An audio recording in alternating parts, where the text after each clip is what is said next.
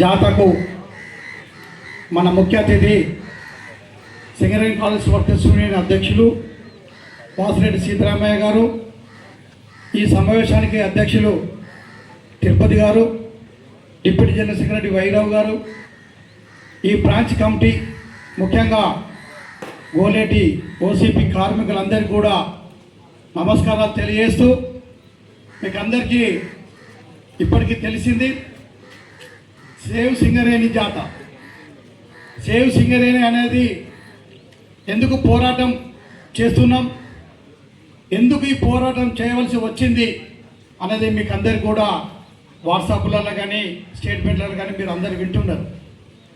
దాదాపుగా సంవత్సరం కాలం నుండి మనం ఏదైతే మనకు రావాల్సిన హక్కులు ఏమైనా ఉన్నాయో, మనకు రావాల్సిన అన్నీ ఏవైతే ఉన్నాయో వీటి కోసం మన ఈ సింగరేణిని కాపాడుకోవాలన్న ఉద్దేశంతో 2 సంవత్సరాలు ఎలక్షన్స్ అయితే 1 సంవత్సరం మనం గుర్తింపు పత్రం ఇవ్వకపోగా 1 సంవత్సరం నుంచి 3 సార్ల మీటింగులో ఏదైతే మనం ఈ కలపత్రాలలో దీనిలో పెట్టామో దానికోసం మేము పలు దఫాలుగా మన నాయకత్వం అంతా కూడా కలిసి చాలాసార్లు విన్నవించాం, బాధపడ్డాం. హైదరాబాదు కొత్తగూడెం మీటింగులలో కూడా చేసినాం. కామ్రేడ్స్ ఒకటే చెప్పదలుచుకున్నాం, మేము గుర్తింపు సంఘంగా ఉండి కూడా మన సమస్యలు పరిష్కరించకపోగా బహిష్కరించి సిఎండిఎం లెవెల్ బహిష్కరించిన చరిత్ర ఏటీసీ నాయకత్వం ఎర్రజెండకున్నది తప్ప ఏ యూనియన్కు లేదని చెప్పి తెలుస్తున్నాం. నరసయ్య గారు చెప్పినట్టుగా ఇలా సింగరేణిలో మొట్టమొదటి సంఘం తల్లి సంఘం 42లో పెట్టుకొని పోరాటాల ద్వారా ఏదైతే మన హక్కులు సాధించుకున్నామో ఒక్కొక్కటి పోతే ఈ ఎర్ర జెండా సంఘం నాయకులు ఊకుంటారా అని చెప్పి ఈరోజు మనం పోరాటానికి సిద్ధమై ఈరోజు ఖబర్దార్ మా సంస్థ మా సింగరేణిని మేము కాపాడుకోవాలి, మా నిధులు మాకు రావాలి, మా కొత్త మైండ్స్ రావాలి, ఉద్యోగాలు రావాలి.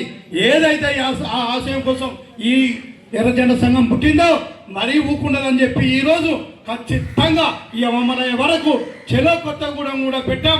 కొత్తగూడెం హెడ్ ఆఫీసు దిగ్బంధం చేద్దాం, అవసరం అనుకుంటే సమ్మె కూడా సిద్ధం చేద్దాం. మాకు సమ్మె కొత్త ఏం కాదు, పోరాటాలు ఏం కొత్త కాదు, మాకు ఉక్కుపాలతోనే నేర్పిన పోరాటాలు, ఉక్కుపాలతోనే మనం నేర్చుకున్న ఇవన్నీ.